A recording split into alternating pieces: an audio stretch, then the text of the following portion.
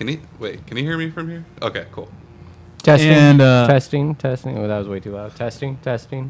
Mine was too loud. No, his. Talk. I'm talking. This is probably the distance I'll be talking. Yeah. Okay, so you got the top one, and we share the bottom one. Oh, okay. The bottom track. So. Okay, cool.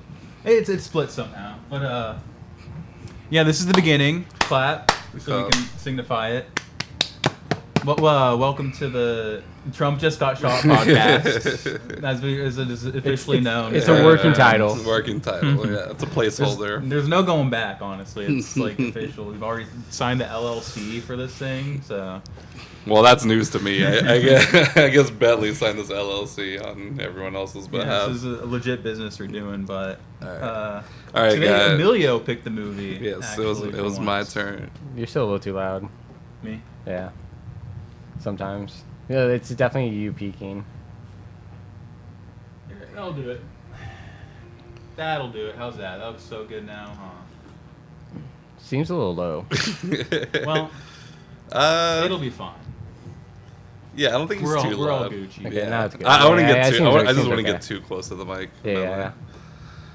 We're all Gucci. Okay. Okay. So, all right, time that. We're starting it at 1 minute 30. Boom. All right, guys.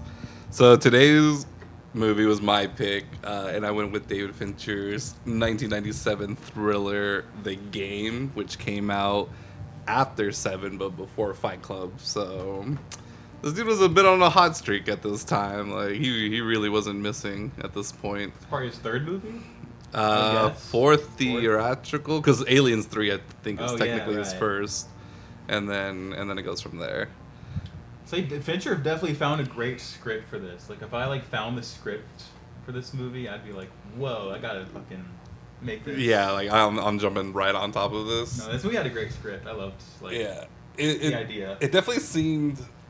I mean, I don't know if I ever think about this often, where I think, oh, they got the right director for this, but definitely after watching something like Seven, you would think, okay, this Fincher has to do this movie, and it really does seem kind of up his alley.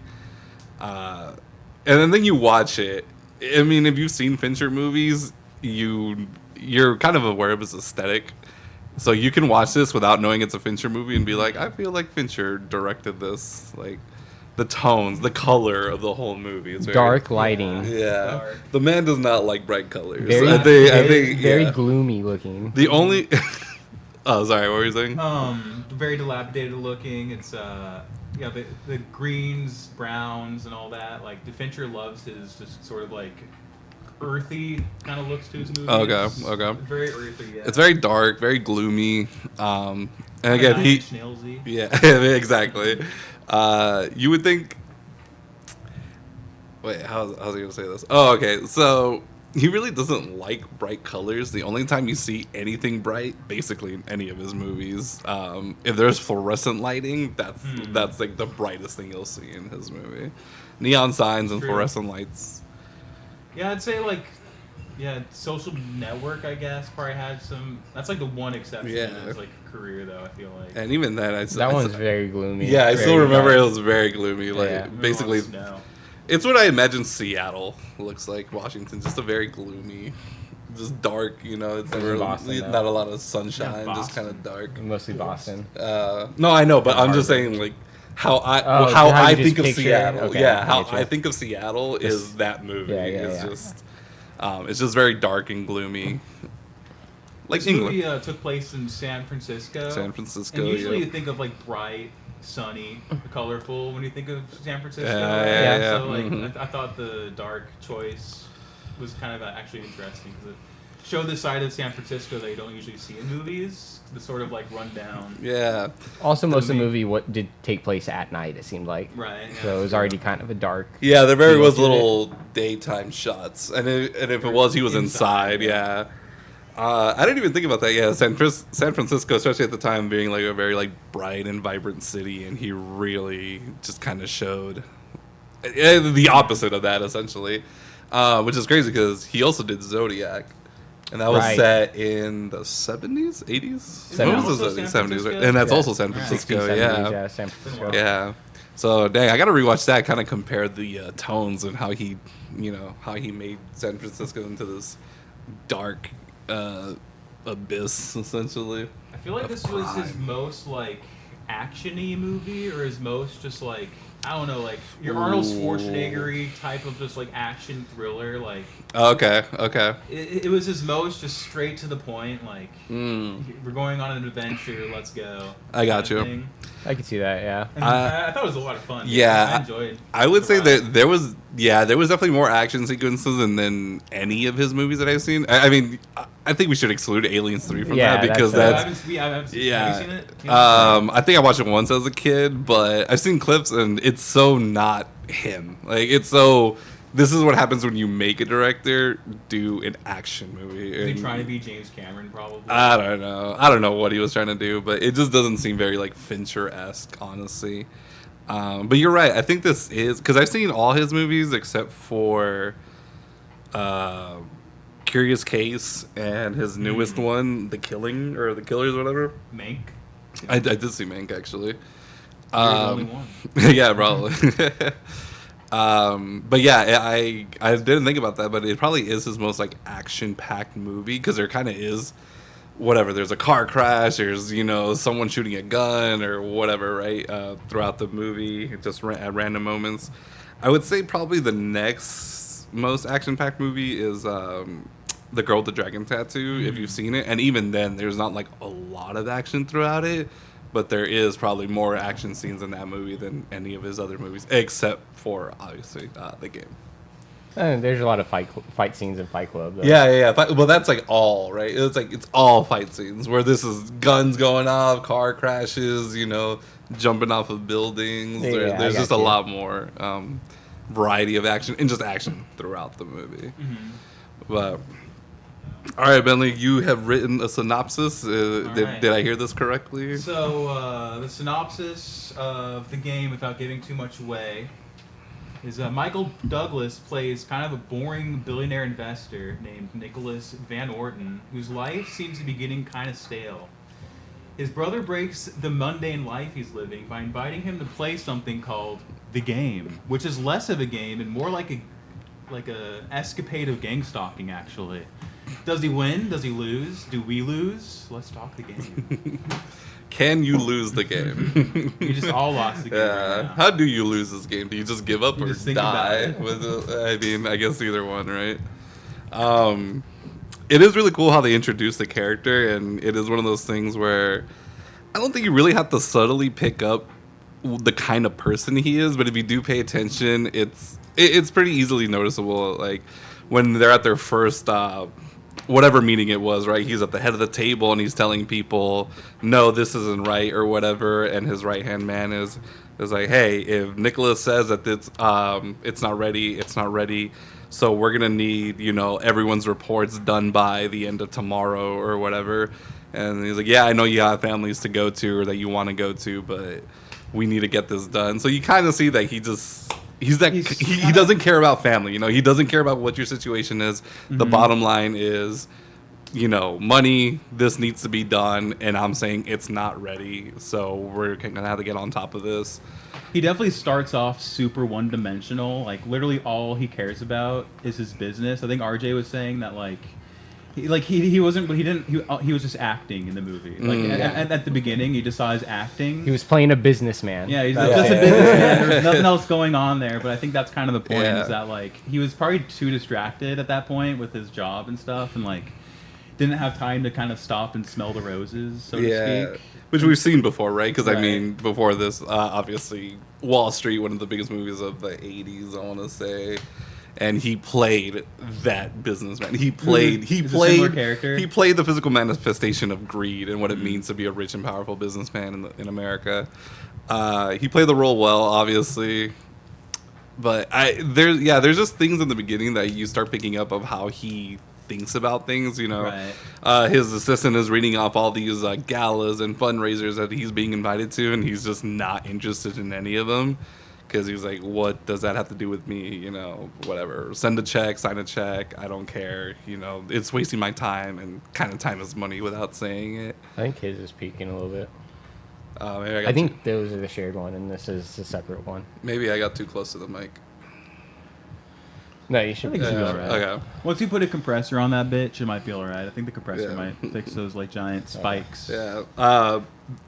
There was one line that I thought about, and I had to write it down in the beginning. So when I was trying to figure out when they try to show how his character is and how he views certain things, he's on the phone talking to whatever, either a business partner or maybe even a competitor. I don't know. And he says, "Promise." Sorry, I don't even know the term. I don't know the term.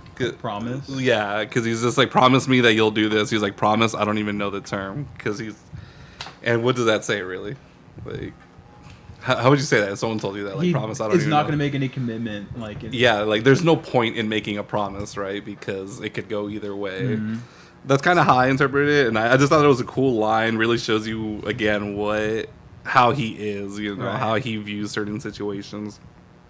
There's a lot of like I thought like physical ways that they showed that of him like just being so like nose to the grindstone and not being able to appreciate his life. Like whenever he drives his car out of the gate to his house, he never like stops or slows down. He just fucking It's like open goes by the at, like it's 50 open by miles per the hour. time he gets there, right? Yeah. He doesn't even stop. He just like I have to go. Yeah. Like I can't even slow down. I just have to boom, boom, boom, boom. And I feel like- like that's kind of Yeah. his character. Robot In in a way. perfect routine. He knows all of Right. his steps out. Like, yeah, exactly. routine is the word, right? Yeah, Yeah. it really shows that he really is like a routine-oriented person. Mm. And then, throughout the first, 20, maybe like 15 minutes of the movie, so many people are telling him like happy birthday, and he literally never acknowledges it except to say that, oh, who told you that, or whatever. He just doesn't care about his birthday, he's... So many people say happy birthday, and he either ignores it, or I think he just acknowledges it the first time, and he's like, it doesn't matter, whatever. And every time after that someone says happy birthday, he just doesn't care. He just ignores the statement. So he's just a man. I mean, I don't want to say he doesn't care about himself, but yeah, something like a birthday is just so irrelevant to him. He's like, why would I care? It's my birthday. He's lost that joie de vivre. Joie de I'm vivre. probably fucking butchering that. That but, the je ne sais quoi. the je ne sais quoi. The sauce of life. Yeah. But yeah, he's definitely. I mean, caught yeah, up in it. yeah, he just doesn't. Yeah, again, the first 15 minutes I think really sets up how we're supposed to interpret this character. He doesn't care about his birthday. He doesn't care about his workers' families or anything like that. We see he lives in a giant mansion by himself. Yeah, he doesn't have. by himself is a big. Yeah, that's a point. huge thing because he doesn't even have a wife in there. Even the housekeeper lives in like a guest Yeah, house. she lives in Yeah. which is probably nicer than anything we'll ever live in. And he kind Obviously. of kicks her out like when he gets home. He's like, "All right, fuck off." Yeah, Like, I'm well, home she now. just leaves. She knows the Right. routine, right? Yeah. She's like, I fixed it, or I cleaned this, I made this. It's time to go to my little bungalow or whatever that is. So he probably is avoidant of like personal relationships. Oh, in his absolutely, life. yeah. It's shown and not told, Yeah. in this movie, which is always nice. Yeah, he doesn't. Remember, he doesn't even talk to his own brother because he mentions that the last time they talked was family day at rehab. So he doesn't even have a constant relationship with his own brother, which Love is that. apparently his only living family at that point.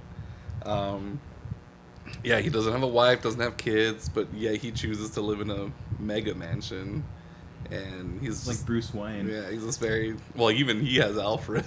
Yeah, true. Yeah. Oh, He but then does he kick Alfred out Yeah, at the end of the that's night? Does he have to go live in a guest Dude, house? is he Bruce Wayne? I mean, he has Ilsa or whatever her name was, something like that. I think it was Ilsa. Ilsa, I think. Yeah. No, this guy definitely doesn't want relationships either. Like I like when I wrote the synopsis, I almost like thought about describing him as like a bachelor or a playboy, but it's like that is not his character because he's like avoidant of like those relationships. Yeah. Which I think is the reason why he does the game and like why he wants to do it is because he probably wants to break out of that cycle a little bit. I think He's invited to do it. So I did write this part. Is this the perfect setup? How they set up for his brother, how they set up for Nick's character to actually start playing the game? Because he goes to CSR or CRS, and he's telling him Consumer recreational services. Yeah. So he's telling him, like, oh yeah, your brother played this, and he actually scored high, like pretty well, right? Or he scored pretty high. And I just thought that's because obviously if you're an investment banker, you're a very competitive person. And I Yeah. think that's kind of what helped him push him a little more to play the game, was because he can't let the idea that his brother would beat him at something. Your brother was I better didn't, than like, you. think about Yeah. Yeah. Yeah, so I wrote like the perfect setup, right? So we know he's obviously a very smart person. He's a very driven person. And then Him and his brother have like a rivalry, like where he probably wanted to be the boss. Okay, When yeah, the bad I guy, mean, too. very, Like, yeah. there's obviously like a antagonistic like, thing there too. a little Very, bit. very, very much possible. So I was writing about this perfect setup, right? And again, you know, his brother like scoring high in this game that's supposed to be like anything other, like anything else. Nothing has been made like this before. And then I was thinking, obviously, a part of the movie is you start wondering what's real and what's not, in the sense of what's part of the game and what isn't, right? Because I don't think it's too spoilery to say that at one point he's wondering, is this a real game or is this people just trying to scam me? And, you know, you see his brother frantically come in finally halfway through the movie, and he's like, oh, you know, he's freaking out. He's having a panic attack. And he said, oh, they got me, and now they're trying to get you or whatever. And this is supposed to make Nick, Michael Douglas's character, believe that maybe this isn't a game. Like, this is people just after my money. And it's just helped more. It's giving more of a perfect setup to make him really believe that this isn't part of the game anymore. Because we know that his brother had a drug problem, and we never really hear that he does anything. Like, he doesn't seem like he actually has a career or anything, and he's just kind of living off of the family money. Because we know they came from money. Like, we saw the flashbacks to their childhood. And yeah, they're very well off, obviously. So, you know, huge drug addiction, doesn't really talk to him. So I think it would make sense that he could think that, oh, maybe they are trying to scam me out of my money, or even my brother's in on it and he's trying to scam me out of my money because he doesn't have a job of his own, or whatever. He doesn't have a career of his own. He's just living off the family money, which he easily could have burned through, or realistically burned through. Has a drug problem. So I think this is all more setting up that, you know, this isn't a game anymore. Like, this is real. Like, people are after me, and it's very possible that my brother either actually did successfully get scammed by them, or that he himself is even in on it and he's trying to scam me out of my money. So like, what is the game? Like when you play the game, like what happens? Like what is? How would you describe what the game is? How would you describe what the game is? Like so the main character goes into an office to, like, you know, join this game, Right. and he wants to be part of this game. And at the time, like, none of the audience knows what the fuck is happening. They're like, okay, like a game, like what's is it gonna be like the most perfect hunt or whatever that story The is? most dangerous The game. most dangerous game. Yeah, I gotcha. They're like Okay. LARPing a like a spy movie or something. It kind of is. in real Yeah, life. yeah. And, but like just so our audience is like knows, because we've been talking about the game, you know, Right. but it's like it is kind of an abstract thing. It's like, Sure. I would think I like the way that the kind of salesman, or, you know, he's obviously an actor, but he says he's like the data analyst or whatever, and he says, well, it's different for each person, you know, it's accustomed to each player differently, so you never truly know what the game is. yeah, each person has their own game. Yeah, Yes. exactly. You I have to do mean, psychological tests. if Sean Penn's character, Conrad, if he did actually play the game, we don't know if he actually played, but it seems like he did. He might have had a completely different experience than his own brother, essentially. But it seems like the game is, I mean, Michael Douglas's game. I don't know, man. What is it? I think it is. It's a mix of like gang stalking and gaslighting. Wait. For sure. Wait. What? I heard you say that term earlier. What's gang stalking? Stalking. I never heard that term. It's so like there's like a lot of people who think that they're like targeted by like stalkers, you know, like they're like the government's like following them. So like a red car will drive by, and then another one will, and they'll be like, oh my god, there's like the government's like sending red cars to like follow me or some shit. I got you. We're And looking that's up what gang stalking after this podcast. Yeah, you gotta look up gang stalking. I've seen some funny videos. Oh, okay, yeah. I don't think I've ever heard that term. It's like targeted stalking to fuck with your mind. Interesting. Basically. Okay, gotcha. So, yeah. And that's what they end up doing is once he starts playing the game is basically like they're just fucking with you. Yeah. And they're just like they're like destroying your life. Yeah. And I think the point is that like you're supposed to like appreciate everything at the end of it. Like, oh, I'm like actually appreciate my life now. But it seems like he just got fucked up like at the end of the movie. Like they like almost destroy his career. Yeah. They like has drive to- him into a fucking like ocean in a Oh, car bro. to kill him. Such a good He scene. has to have psychological like Yeah. damage Yeah. done to him. I can't imagine that he actually benefited from this game, but I feel like the movie kind of implies that. Like at the end of the movie, it's like, oh yay, Woo, like, that yeah. was you got me. You got the That girl was at a the great end. gift. Yeah. but like really, like he tried to fucking kill himself at the end. Yeah, yeah, like he yeah. like and then a few seconds later, he's like at a party, like hey. So I will say, I think the psychological test and the obviously, you know, because they made him do 2 hours of psychological test and an hour of like a physical and endurance test and everything.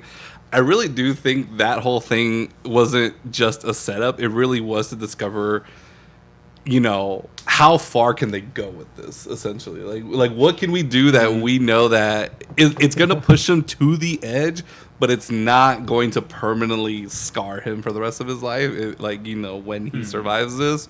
I really do believe that all that was real. Like, it wasn't just part of the act. They were trying to figure out how far they can push this guy. And obviously, he has to be very strong. Like, he has the mind of a steel trap if they thought, we can literally throw this dude into an ocean in a car, and he'll probably be okay. Fingers crossed. Yeah. Don't wanna And see they it. had to hope that he had that That crank, thing, yeah. the crank for the window. Yeah, but there was moments where they said, like, or the girl, Christine, or, you know, you never learn her real name, right? Claire. Oh, it is Claire? That's what she says at the end when they're like talking. Oh, okay, my bad. I guess I missed that part. She says, you know, when he's holding her at gunpoint, and then she's like, "Oh, you know, it's all part of it. It's all part of it. You know, there was a safety net. There was, Even like divers. yeah, that we had divers just in case you couldn't get out of the car in time and stuff like that." So it really did seem they kind of viewed. They had a contingency plan for everything, and I mean, how far in depth they go. I truly believe they really did have a contingency plan for every single thing that happened. They wanted him. They knew he was going to jump off that building. Yeah. You know, which is kind of fucked up because they probably knew his dad jumped off. And from Well, the fucking, they like, showed they did psychological- they remember they left the folder with his dad's suicide photo, and Right. it says like SFPD on it. Right. Yeah, so they know. Obviously, they knew that happened, and then obviously his brother would know. So they're like, "Oh yeah, we gotta use this somehow. We gotta use his Yeah, dad's they suicide got in him this to, game somehow." to do what his dad did. I don't know. It's just Yeah. so messed up. How was he so cool, calm, and collected at the end of that Right. movie, dude? Or the whole movie. Really. Well, he was freaking out through most of the movie. I but would at- say, yeah, I would say he at- starts really losing it. after the Oh. end, when he thought it was over, how was he still just so cool about it? Like, oh, that was awesome. Yeah, Because he learned. Dude. Because I think the movie tries to say that he like learned from it and he grew. But like I'm like, did he though? Like, would I if I got that fucked up? I don't know about learn from it, but definitely like grew, because I think, you know, like his brother says, right? Like, what do you give the man who has everything, right? You know, because he has everything in the matter of like physical things, but like you Give said, him psychological damage. That's what you do. he's fine. Like, you guys keep throwing that I want term to around, see but the he's sequel fine. where he's in a mental hospital. And He had a cut on his nose, dude. In the movie, you know, it's all right. But That's damage. I think, I mean, yeah, I think the whole thing, maybe his brother, I don't think his brother thought of it too deeply that, oh, this is going to make him truly appreciate his life or whatever. But again, his life, even as an investment banker where he's like a gajillionaire or whatever, he's very bored of his life. Like, nothing matters. So he's kind of whatever about the whole situation. And I think we're starting to see, or at the end, we see that he kind of does have an appreciation for life. And then even at the beginning of the game, when he first thought it was actually, like, it started or whatever, and you see that smirk, like, he kind of smiles a little bit. You literally don't see him smile that entire time until that happens, even when he sees his brother, who he hasn't seen in years. Yeah, I think we start seeing in the beginning, like, oh, this, you know, could work or whatever, it's working. And at the end, he kind of does realize, like, you know, life doesn't have to be boring, right? You can do things to make it more interesting. And then, Also, I think the thing with his ex-wife, right? He has to go see her or whatever, and he sees that. He tells her that how he really feels, and he never blamed her for wanting to leave because he knew that he kind of became this person that just didn't care, right? And that's obviously not something you want in a partner. And I think it was genuine. Like, he missed her, you know. He really was unhappy that she left, but he also, again, doesn't blame her for leaving. Do you think him playing the game made him like apologize to her in that scene and like realize that he like treated her wrong? Do you think the game like put something? Okay, yeah. And... I would absolutely say so. Yeah, I think. He really started seeing what really matters, right? I guess because, like you said, like I didn't care. They're like, oh, we can give you the money back. He's like, yeah, it's really not about the money anymore or whatever. And I mean, in his life, it probably was all about the money, right? Mm-hmm.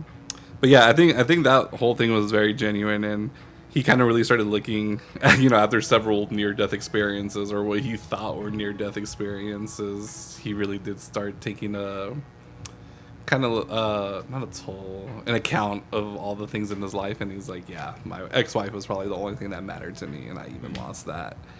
And then that's why even when the girl like starts like undressing in front of him, even though he's like interested, he doesn't try anything, right? Because I think he's still in love with his ex-wife. I might be reading a little too much into that, but I think it's possible that like the reason why he didn't try anything is because he was still like in love with her. But then at the very end, he also was like, "Hey, you want to go out to dinner sometime?" So, which maybe the game helped him move on. Yeah. Oh, I think so too. Like, I think the whole thing was like help him like appreciate his life. And again, he wasn't like you said earlier. Like, he has no interest in any personal relationships, right, at all. Like in the beginning. Yeah. And then boom, at the very end, he was like, "I'm gonna ask out this girl because she seems super cool and clearly beautiful." All right, so let me ask you guys this, because obviously this is the first time you guys have seen this movie. At any point, did you guys think that it wasn't a part of the game? Like, did you think there's no way that this is a part of the game, and then like it was just real, and it was like a bunch of like criminals who wanted to take over his business? Yeah, or like whatever, just like take it, fake game. Yeah, take his money and stuff, right? Yeah, I considered it a few times. Okay, I thought it was a game from like the entire way through, and every twist and turn was just like another way of them playing, like changing the game a little bit. Okay, wait. Like every time he thought he outsmarted the game or something, and then it's just like, nope, that's just another part of the game. Okay. This movie definitely builds you up to never trust what's going on. Like, that's fucking like... Fincher, man. I showed you Gone Girl, man. That movie fucked me up for a while. That movie probably gave more trust issues than anything else to anyone else, like in relationships. There's no movie has done that much damage to a relationship, honestly. So this is why I asked this, right? Because whatever you think about games, even stupid like little escape rooms, right? There's limits to things, right? But there was so many things throughout the movie that really try to convince you that there's no way that this is still part of the game, right? I mean, there was gunshots and stuff, but that could obviously easily be faked, blanks or whatever. Even though we saw, like, it hit the glass, right? So you see, you see damage in the glass, you see the dirt popping up, bullets landing and stuff. So I think that's probably just, like, very, like, expert marksmen that can make it look like they're hunting him down or whatever. But I think the scene with the taxi cab that gets driven into the river, the ocean, whatever the hell that is, right? Or the ocean. I think that was really supposed to solidify, like, you really have to consider, okay, maybe this isn't part of the game anymore, because how the hell do you fake, or not even how do you fake that, is like, how do you justify doing this to a person, right? almost making him drown in a car, which, like, I mean, everyone's seen so many movies and TV shows where a car goes off a cliff into the water or whatever, and they can't get out because, you know, obviously the water keeps the doors closed or whatever. They don't have a crank in their pocket. Yeah, they don't have a crank in their pocket, right? Yeah. So throughout the movie, I was looking at it like a video game. Okay. And I had an idea that was a like a non-ditchable item. Like, you know, it has to stay in your inventory until you use it. It's like one of those required items. Yeah. That's all I had to No, say. I see what you're saying, yeah. I kept looking at it like a video game the entire time.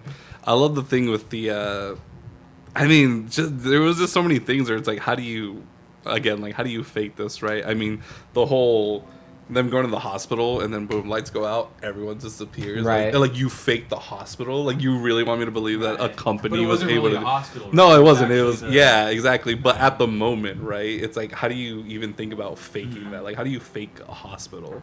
Yeah. And then later, like, I mean, a car chase, I guess you can fake, but there's just so much that can go wrong, right? Yeah. In a car chase. Traffic. Yeah, traffic. But then you see like the lights, you know, they're like in the red blinking or whatever. So, I mean, I guess you could work that, but that's what I loved about this, and because I remember thinking about this movie when I first watched it, and I was like, okay, clearly this whole thing's the game, right? Like, there's no way that it's not gonna end with a whole, oh yeah, no, we're kidding. Like, this is just a game. Like, there's no way that this is actually just like an elaborate heist movie, or this dude gets robbed all of his millions or whatever. I thought it could end up that way, honestly. And like maybe the brother was in on it. But I think that's obviously like, that's what makes it so great, is that they tried so hard to make sure that you not to think that, and it's like, how do you do that? And it's like, oh right, you put this character in these almost impossible scenarios to survive, because there's no way an actual regular company can get away with things like this, like faking a hospital, throwing your car into the ocean or drugging somebody, right? Yeah.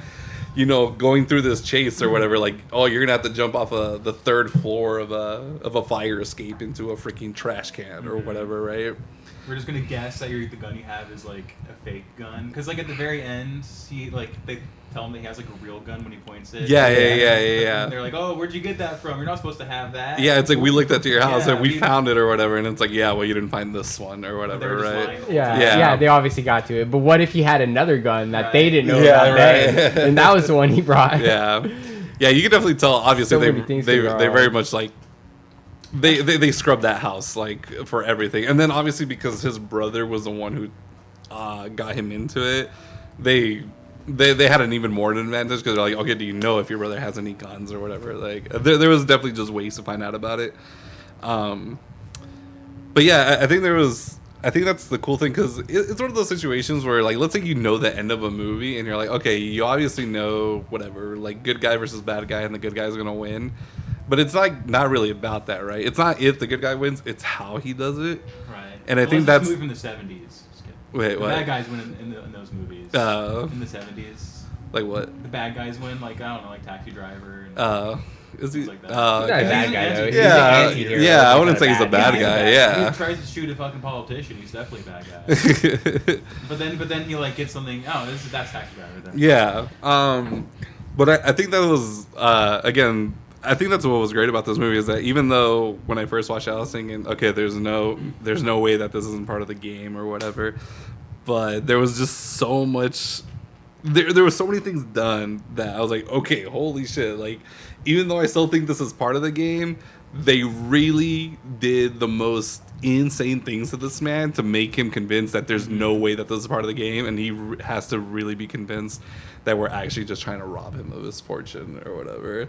And I thought they did that so well, and I thought, like, okay, like, this is how you do that. Like, when you feel like you know the ending, that it's going to be revealed that, oh, it's just a game the whole time. But you're not really going to care when you realize, like, damn, they really pushed this dude to the psychological edge of insanity, it's essentially. Point of suicide, basically. Yeah. Like, he, like, at the very end of the movie, he just, like, is like, damn, I killed my brother, and just jumps off the building. Yeah. His last living relative, right, that he sort of didn't care about anymore. But, again, I think he started, like, really appreciating life throughout the movie, and then he realized, besides, well, I guess his ex-wife was probably the only other thing to live for, but he doesn't have her anymore. So yeah, he just he thought, like, this is it. Like, this is it for me. I gotta I gotta just jump. Just gotta end it. Might as well jump. And yeah, I just thought everything kind of about it was just crafted so well, just executed to perfection. Essentially, like that psych profile. I think I remember when he was filling out the questionnaires, you catch a quick glimpse of one of the questions, and it says, "What would you do if a man like suddenly collapsed in front of you?" or something like, "What would you do if someone in front of you was in danger?" And then I thought about when he's chasing, Christine or whatever, and then the guy just starts having like a heart attack or whatever the situation was. I just remember that part. I was like, oh shit, like you're starting to see the questions kind of come to life or whatever, or start like manifesting itself. And yeah, I don't know. I just thought about that was like one thing I caught. There was some question like that, and so when you actually see the dude collapse, I was like, oh shit, there's part of the questionnaire that you actually see happen.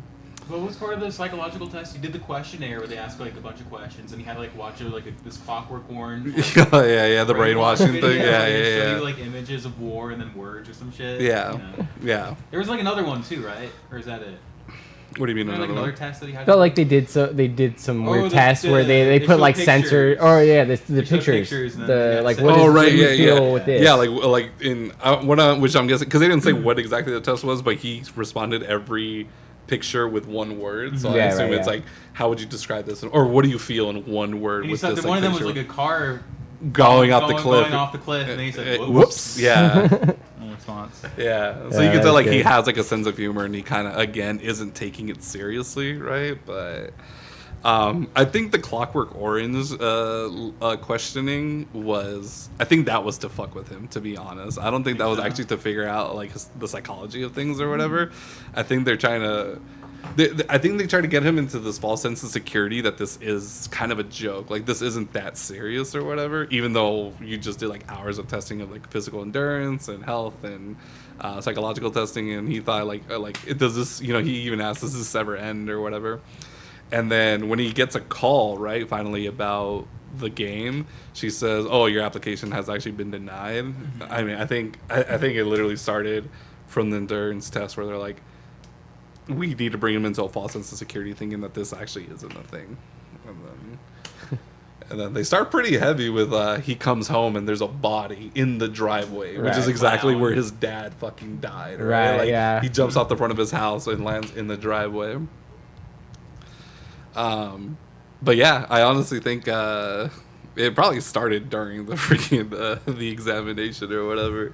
The game. Yeah, the game. I think it started with the psychological testing. I think that was just again to bring him into a false sense of security, and then the whole, oh, your application has been denied. There was like a big theme of the movie. I felt like they try to talk about classism a lot, like the separation of like really rich people and really poor people. Because whenever he would watch like the news, the anchor was always talking about like unemployment and like the economy and stuff. Sure. Like that was a big part of it, and he talks about like he loses his like $1,000 shoe and stuff. Yeah. Right. Then he ends up like just penniless in Mexico, just fucking like. Just, Traded his watch for a taco. Yeah, traded his watch for a taco, and a buzz back to the States. So Yeah, like, and- he loses. Yeah, he goes from rags to rich or riches to rags. Yeah. Yeah, and the chick that Christine, Yeah. she was supposed to be kind of portrayed as like or just A a working working class class. girl, She yeah. doesn't really have a nice place. She says she's on her like third job of the month or something. Yeah, and she's gonna have to go on Can't afford her unemployment. rent. Yeah. And she's like, but it's like living the real world, whereas he's like so cushy in his like mansion and stuff. He probably Yeah. just never even thinks about that. Yeah. Oh man, that actually brings. I didn't think about that, and it's interesting that you actually bring that up because we see him eat a few times throughout the movie, and he literally goes from like eating probably like the finest restaurants in San Francisco or whatever. Even his birthday dinner when he gets home looks like a gourmet fucking burger, right? Oh, yeah. That whoever made. Yeah. And then what was like the last thing he goes eat at or whatever is a fucking taco stand in Mexico. Like he That was goes, probably the best thing he yeah, had dude. He now. goes from like Yeah. he goes from like a 5-star restaurant to eating a fucking street taco in Mexico. You know, and I didn't think about that. Like it really shows like him kind of going from like having everything to losing everything, right? I feel like it was a theme that wasn't like in your face, but it was definitely like. Yeah, no. I I think it was there for sure. I didn't really notice it until you said something right now. You know. Yeah. Yeah, but then I started thinking back and I was like, yeah, she was portrayed. He was obviously portrayed as like very wealthy and upper class, but she was kind of portrayed as more lower working class. Yeah. So. Yeah, I think, and then we see, the whole thing with Christine. I mean, when she gets fired from his job, he doesn't even try to like save her, right? Like, he doesn't offer any kind of help. He's just like, you can see that look where it looks like he's about to say something, but he just And he continues doesn't, wiping yeah, off he's his just like, wine. Spill that on me. yeah. For like a second, he thought like, okay, that might be going a little too far, but he really didn't say anything. And I wonder that's because he knew it's part of the game. I think that's also part the psychological testing, and then trying to see, again, the questionnaire, there was scenarios about this happens, and what would you do? I think that's a part they might have underestimated, because maybe they thought like, oh, he probably would help her or whatever, or like try to stand up for her, but then they have to get the backup actor to come and like, no, follow her or whatever, because he wasn't going to, and then that would have ruined a huge part of the game, right? Because he had to follow her, he had to run into the man having a stroke or having a heart attack or whatever. But no, he stayed in the restaurant, so they had to bring in Plan B, where it's like, okay, we have to convince him to pursue her, because they underestimated the action that he would actually take if it happened. Did any of the plans ever go wrong in this movie? I feel like I think that was it. I mean, like what I just said right now, honestly. I think that was the one thing every single other one went pretty perfectly. Yeah, which I kind of like, because, I mean, as great as this company is and how they figured out the psychological testing, there was... But they had a contingency, obviously. But not everything went according to plan, right? And I think it gave it more of a sense of realism, where they're like, okay, things are going to go wrong. We can't account for every single thing, but we can still save the situation if something goes wrong, right? I'm not sure this is like a genre of a type of movie, but I really love the type of movies where like you're in a really realistic world, but then there's like this business that's totally like fantastical and like absurd and ridiculous. Yeah. But the real world that the movie takes place in is still like totally dry and serious, like something like Eternal Sunshine of the Spotless Mind. Okay. Where Oh, you right, have, yeah, like, yeah. the clinic that like erases your mind. Oh, okay. But it's like treated like it's like really absurd and wacky, but like it's treated like kind of seriously. And then also like being John Malkovich, where it's like you're in the real world, but then you have this like weird like. There's this thing that's office. Unexplainable, right? Where it's like, an oh, like unexplainable, fantastical thing. That, like, it's in just this crazy, office cartoonish. building, there's a door to John Malkovich's mind or whatever, right? I kind of miss it. It really doesn't. There's never movies like that anymore. Like I think being John Malkovich is a perfect example where. Not everything needs to be explained, right? Like, I don't need to understand the science or the magic of how you're in John Malkovich's brain. I remember I heard someone talk about that, actually, where, like, just do Groundhog's Day, in the sense, like, you don't need to explain why this dude is stuck in the same day or whatever, like, and then the thing is, he brought up a good point, because once you try to explain it, that's actually where you start losing people, because it's like really like you'll probably never come up with a good enough explanation that people are going to be like, oh, that makes sense. Like you're just trying to explain it instead of like having a real explanation. You're just trying to like give some people like some kind of closure, but you really don't need to. Try to do like he tried to explain the Force by talking about midichlorians. Oh my god, yeah, exactly. When it's just better to like not even. Like, yeah, the Force in the original trilogy was just it was said that you're just basically connected to the universe on a whole other level, like essentially. Chi, I mean, in reality, it was supposed to be like chi and energy, right? And then, in Phantom Menace, they ruined it by explaining like, oh, there's these things called midichlorians, and the higher count you have, the more whatever connected to the Force you are, which sucked. So, okay, let me ask you guys this. Did you guys have a favorite scene? I don't know, maybe you thought about it, but thinking about it now. Was there like a scene where you're like, damn, that was favorite part? Like, that was fucking sick. I really loved the whole movie besides the ending, I'll say. Okay. The ending, Yeah.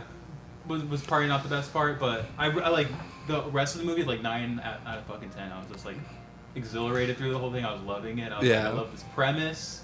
The premise is really good, but a specific scene, I don't know. A lot of them are just good and just exist to serve the plot, you know. Probably just a psychological test. I don't know. I feel like it was filmed pretty well. What about you, RJ? No, yeah, the same. I really like the scene where his brother was freaking out on him. Like, they're going too far. Like, I paid him off. All blah blah blah. Oh yeah, he's like, I paid them and then some. Right? Yeah. Because that is like the only thing I could see that would make him. And until you get to the part where she ends up drugging Michael Douglas's character and stuff, and that's the only scene where it makes it seem like it's more than a game. Okay. It's like because either they're just going really too far with the brother, or he's like going crazy or something. Yeah. Okay. I did like Sean Penn's acting. Like, even though he was like barely in the movie, he really nailed that role, especially the panic attack scene, dude. I was like, whoa, this dude. Yeah, maybe he's telling the truth, and that it is just a big old scam or whatever, that they got him, that they're going after him next or whatever. If I were him, I just wouldn't trust anybody after that. Like, yeah, dude, I definitely wouldn't have trusted the girl at all, man. Especially after she admitted that she took the $400 or whatever. I was like, oh yeah, she should be the last person you probably trust. Yeah, dating her is the DLC.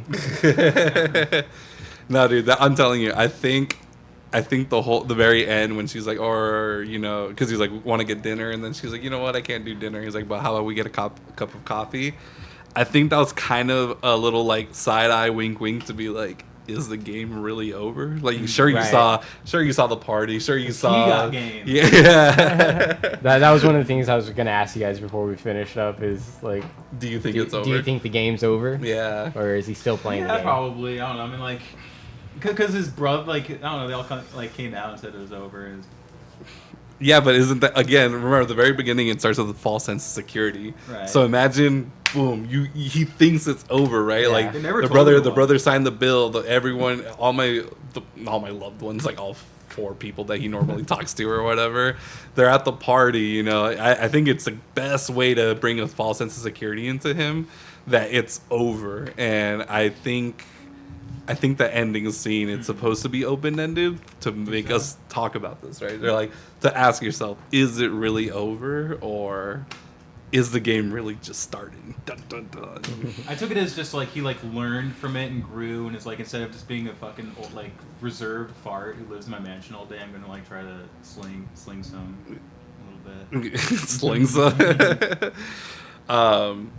Yeah. So I mean, I think the ending is supposed to be open, and then we see the alternate ending, right, where he, instead of goes and chases her, he just kind of walks away or whatever. Right. I don't know about that ending either. Yeah, I mean, I honestly didn't care for that ending, but so I'm glad they went with this ending. But I almost think you kind of do have to look at it comparison-wise, and I think it actually it gives more weight to the idea that the game might actually not be over.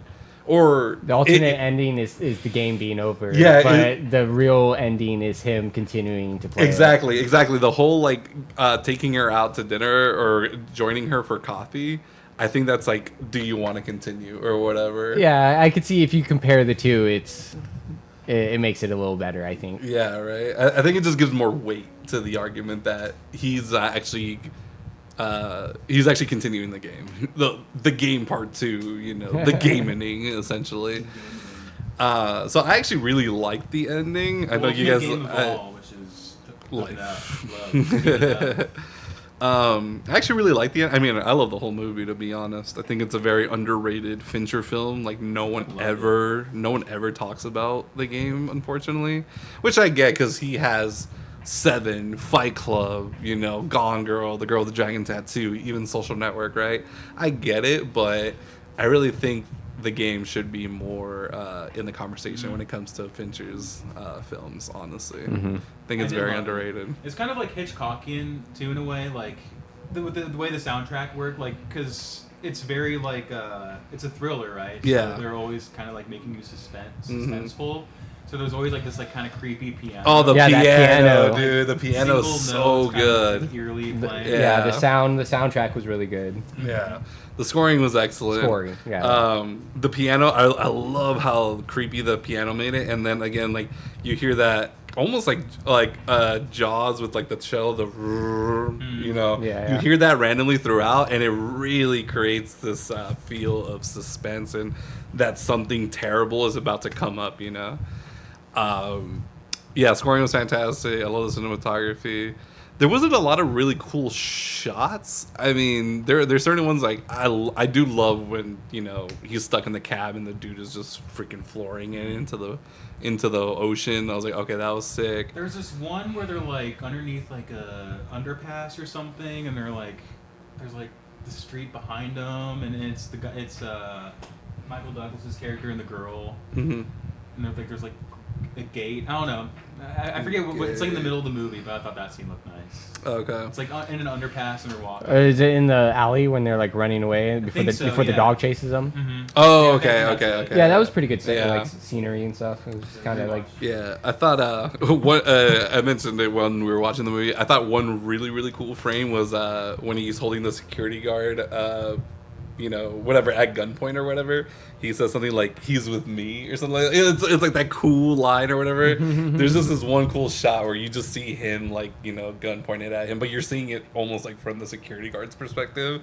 I was like, damn, that's a really cool. Just like one single frame of that I just thought looked really cool. And then there's actually the shot when he goes back to his house and he sees that it's been totally trashed, right? Mm-hmm. And there's like paint that kind of glows in the dark or Right, whatever. yeah. Like you see him and then it like goes up and then it starts from the ceiling and then it kind of keeps shooting and it even goes to the next room and you can just see like paint and drawings and whatever like all over the walls. I just remember thinking that was a really cool shot to go like Right. you go look up, you see the ceiling and it even goes to the next room and you just see the place completely demolished or whatever.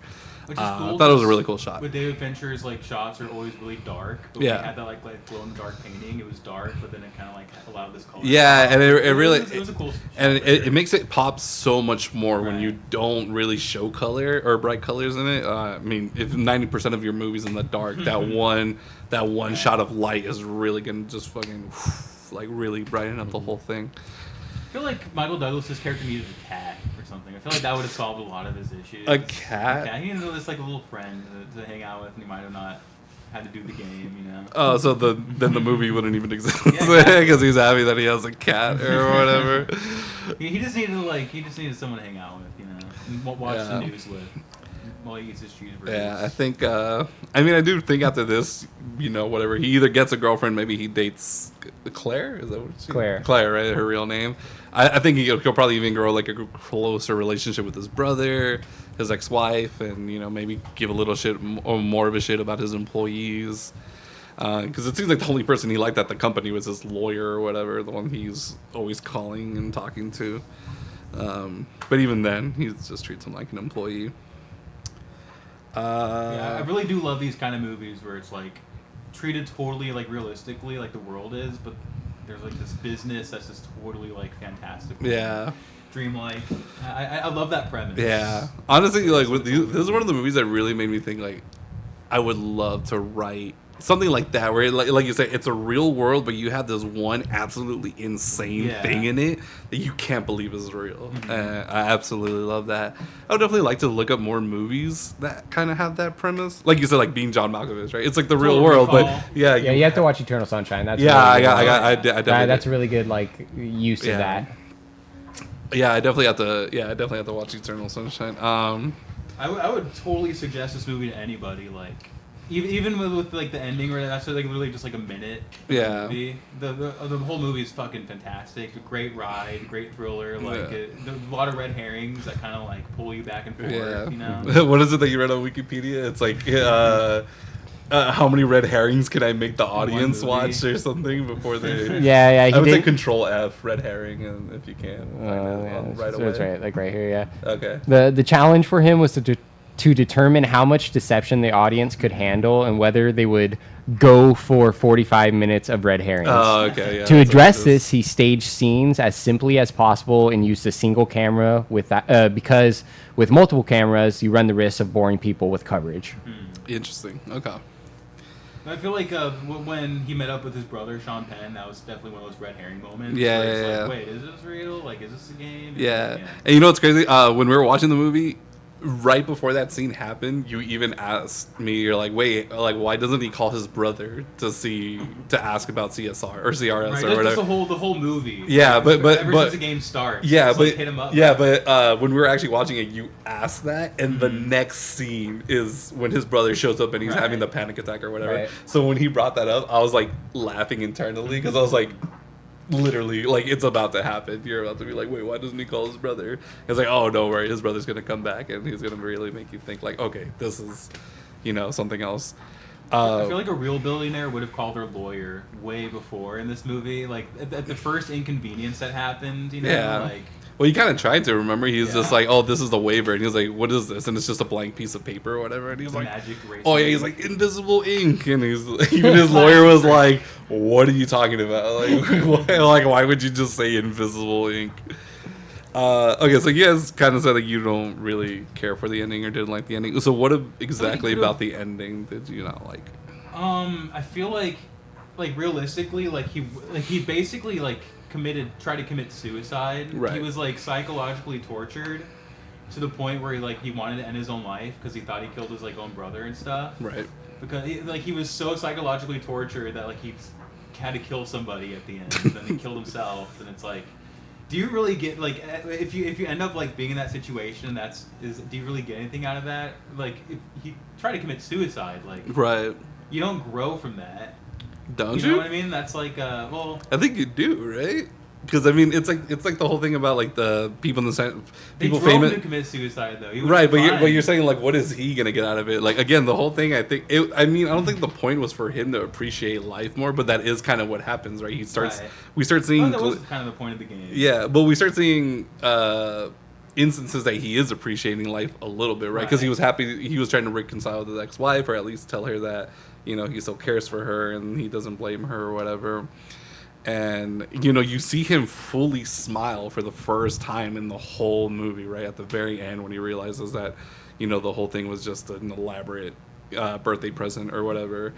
But I think there is to gain a lot from what I mean. It's not a failed suicide because there was he actually wasn't going to die, but there's endless stories about people who try to commit suicide and they're glad that it didn't take because whatever, and they learn how to appreciate life way more than that. What if you drove someone to suicide? What if you drove someone to suicide just to give them a nice little life lesson? That's a little different. Yeah. Yeah, but I think I mean it worked though, right? He really did. He really did appreciate life at the end, right? Yeah, he's finally interested in a girl that wasn't his ex-wife or whatever. I feel like you could have done. Yeah, I mean, we can wrap it up pretty soon. I feel like you could have done a lot of things with the ending too. The ending could have ended different ways. The game kept going. Or he walked away. Yeah, but then if the game kept going, if the game kept going, wouldn't you be upset that you didn't get to see it? It was how are you gonna end? With the alternate ending. Wait, are you talking about the alternate ending or the original ending? Well, or the actual ending? I mean, the actual ending, where he just goes on a date. Goes on a date with her. Or asks her to go on a date at the end. Okay, so the actual ending then. Yeah. I don't know. Okay, but that's what I'm saying is, you want the game to keep going, but you don't want to see it because that's kind of you what could would have ended happen. it a lot of different ways, but the way that David Fincher ended it is he decided that I want to go on a date with this girl after all that stuff happens. Yeah. But again, I think the ending is more about the open-ended question is he hitting start to continue, right? Is he playing the sequel to this game essentially? And I think that's kind of more of the point of the ending. It's supposed to be open-ended where you think about, does it keep going? Unlike the original ending or whatever the alternate ending that we saw where he just walks away, right? And that's the end of the game. I feel like David Fincher didn't even really fully understand how he wanted to end it. I mean, maybe Well, it's just the fact that there's an alternate ending in the first place. Yeah. Indicates that like he had different ideas. Yeah, exactly. But I think again, we talked about earlier. I think you kind of it gives more weight to the actual ending where you compare where the dude walks away and it's like, okay, yeah, that's the end of the game. But he continues to talk to the girl who was clearly a huge part of the whole play, the act, or whatever you want to call it. I think it gives more weight to the idea that the game, it could have ended right there, but he chooses to keep playing. And I think that's what I think about the ending. Like, that's the end of it. So I actually really liked it.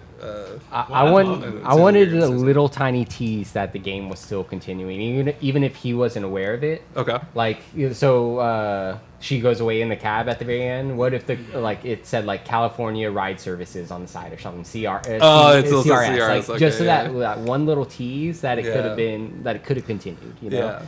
Even if it was just for the audience and not for the character to see, you know? Yeah. I thought that would have been really cool. And then ended it off like that, you know? Okay. Yeah. I could see something like that for sure. And I actually wouldn't... I like that too, actually. But I think... Again, I think the tease is that he goes after her. Because she kind of... again, she rejects him at first, right? Like, oh, I can't do dinner when I get back or whatever. He was like, but, you know, we can go get coffee right now at the airport or whatever. And I think that kind of was the hint of... the game could still possibly be going. All right, so we're almost towards the end. So let's go final thoughts and final rating of this masterpiece. Give it like a high 8 out of 10. Okay. If you're like wanting a fun like actiony thriller, it's definitely like on top of the list. I'd say it's up there with the best. Okay, for sure. All right. Yeah, I would give it like a 7.5. Gives you good thrills. Okay. For sure. And yeah, Michael Douglas is great at acting in that. I think that's probably the best role I've seen him in. Yeah, okay, yeah. Yeah. I guess we should watch more of his stuff to make I that haven't seen much comparison of or his. whatever. I liked him a lot more throughout the movie. Okay. As the movie progressed. Like, because I said this before we started the pod, but at the beginning of the movie, it seemed like he was just playing the role. Like, he was just an actor. Yeah. He wasn't really, like, playing a person. It didn't seem like he was playing the realism of the person. Okay. It was just, but that was, Bentley brought it up later. Yeah, he's just, like, he's playing a businessman. That's, like, okay, and that's it's it. just straight-laced. One-dimensional, right, is the Yeah. term you use. Exactly. Right? Yeah. And as throughout the movie, he starts becoming more broken down, and that's when you start to see him become a real person. Yeah. And the acting like shows a little bit more that it's, you know, he's playing a person. He's a real person. Oh, real quick, that actually kind of reminds me more, because obviously in the beginning he's like one of the most like cool, calm, collected. I don't really care about anything that happens, but you can tell that he's so used to everything going his way that when he couldn't even get the briefcase open, he starts freaking out and like smashing it on the ground and smashing it on the bench or whatever just to break it open. And I think that was to show that he, even though he's this cool, calm, collected person, as soon as something goes wrong, like, he really just kind of loses it. And I think they try to bring back the whole that he kind of doesn't care about anything when the girl spills the wine on him, and he's like, even though he's like upset about it for a second, he doesn't really care. He's just like, oh, just give me napkins and the club soda or whatever. All right, so okay, final thoughts. I truly love this movie. Is it my favorite Fincher movie? No, but again, the bar is so high for that with It's up there, man. with things like Gone Girl and Fight Club is literally probably like top 5 movies for me. I would probably give this movie, personally, maybe just because I enjoy it so much, probably like a 8.5 to a 9. Again, I'll probably watch the director's commentary and give it a 9 because I'm gonna learn so many little things that I missed in the movie and be like, you know what, damn, that really kind of pushed it over the edge. But on my worst day, I'd give it on an 8.5. On the best day, I'd probably give it either a 9 or as close to a 9 as possible because I know like we shouldn't just be giving everything a 9, but. Yeah, a great psychological thriller, good action, it's one of those movies that just kind of makes you, it makes you think, like, you know, is this really happening? What's real? What's not? And I love a movie like that. And again, I think it has a hook. The Yeah. hook is fucking, it has one of the best hooks that I've seen in a movie in a long time. Yeah. Well, what'd you say the hook is? Like, what do you mean? Like The hook is that he has to play a game, and the game is that, like, he doesn't they're know. Basically kidnapping him. Yeah. Like, he doesn't know if it's real or if it's still continuing, and the right? audience doesn't know what the game is at first either, and so, like, once they're told the game is, they're hooked. And it's like, oh, I now know what the movie's about. This is going to be kind of fun. Yeah. That's how I felt. I think, Great hook. I just think it's very, and or I mean, I think it's much more impressive in a movie when you kind of have a feeling of the ending that you're like, okay, this whole thing is gonna be a game no matter what. But there's just so much about the movie that makes you second guess yourself, like, is this really still a game, or are they really trying to just rob him of his fortune or whatever? And it's just the most elaborate heist, essentially. Mm-hmm. So we won't give that away. Yeah, Be... but I think there's just so much I think there's so many good scenes that really make you second guess yourself about that, and so I always think it's pretty impressive. I remember I was pretty like, you know what? It's definitely not. It's not the destination. It's the journey, and it takes you on a great journey. So yeah, I'd probably say 8.5, 9 if you love a good psychological thriller. Very, how do you push a man to his edge kind of tale. Highly recommend for sure. Yeah. One last question: how much do you think that bill was? Oh, I know, right? Probably seven digits. Yeah. I was about to say it has to be in the millions. Yeah, right? yeah. Oh, yeah. It was cars. Yeah, it was like... definitely in the millions for sure. Faking a hospital, just... Yeah, they created a whole fake hospital. Yeah. Right. I wonder if he had to pay for the drugs that they drugged him to coming out of his wallet. Was that cocaine real, dude? Because when he dumped it, or he dumped it, I was like, yo, that's a lot of money, bro. But obviously, to him, that's really nothing. That's one of those questions that I'm always gonna wonder. When they don't show you what the answer is, like you just kind of whatever think about it. The first example I always think of is okay, RJ, you've seen Community, obviously. When Britta is dating Subway, and they're listening to their sex or whatever, and he's like, oh god. He's like, I grew up in San Francisco, but this is too much. Yeah, this is too much or whatever. Like, it's like, what the hell did they do that makes this that they have to basically delete Subway from existence after that? I know there's a term for that in movies where it's like, you don't know the answer. Yeah, the one thing that it's a briefcase in Pulp Fiction. Right. You don't know what's in the briefcase. MacGuffin. Yeah, I guess it's more of a secret MacGuffin. It's just one of those things where I'm like, I would love to know what that bill is. Absolutely. I mean, want to know what's inside the briefcase in Pulp Fiction. You don't, or you do? I don't. It's the diamonds from the heist in the first movie in Reservoir Dogs. It's gold though. Okay. It's a gold blow. I do love things like that because it really makes you think like, yo, what was the answer? I mean, you saw Sean Penn's relief when he's like, you want to split it? He's like, oh, please, like, even though they're gajillionaires, he's so really, and even Michael Douglas, who like clearly doesn't care about money, and he gets a bill, he's like, good lord. Yeah, that look in his eyes. Yeah. Like. But yeah. All right, guys, that's the end of our show.